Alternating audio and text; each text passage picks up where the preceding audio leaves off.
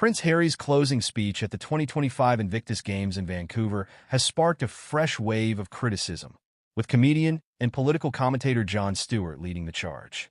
Known for his sharp wit and unfiltered opinions, Stewart did not hold back in his assessment of the Duke of Sussex's address, calling it total trash during his show.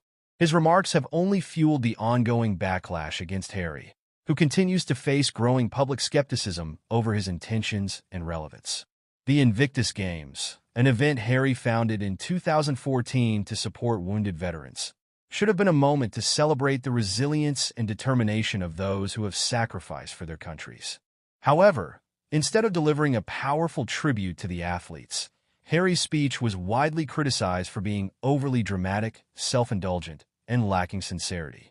According to attendees, the speech was littered with vague statements about unity, overcoming adversity, and the need for global healing.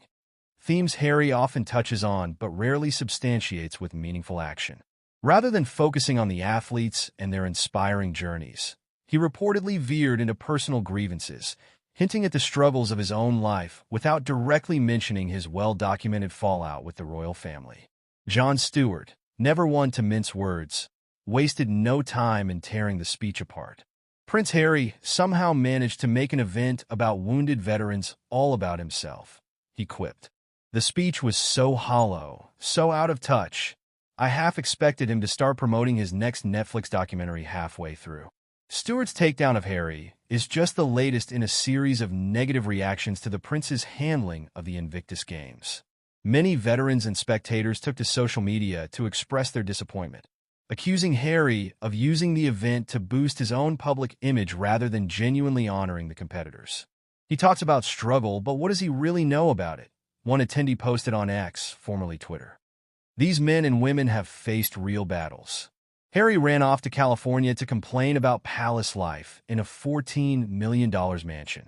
Others questioned whether Harry should even remain the face of the Invictus Games, given how much public opinion has shifted against him in recent years.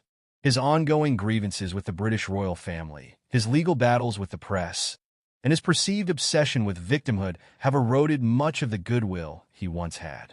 Harry's speech disaster in Vancouver is not an isolated incident. Over the years, he has repeatedly struggled to connect with audiences in a way that feels genuine. His past interviews and public appearances have often been met with similar criticism, accusations of hypocrisy, self-pity, and an inability to read the room. Stewart's cutting remarks only reinforce a growing sentiment. Prince Harry's influence is fading, and his attempts to remain relevant are becoming increasingly desperate. The Invictus Games were meant to be a platform for inspiring stories of courage and perseverance.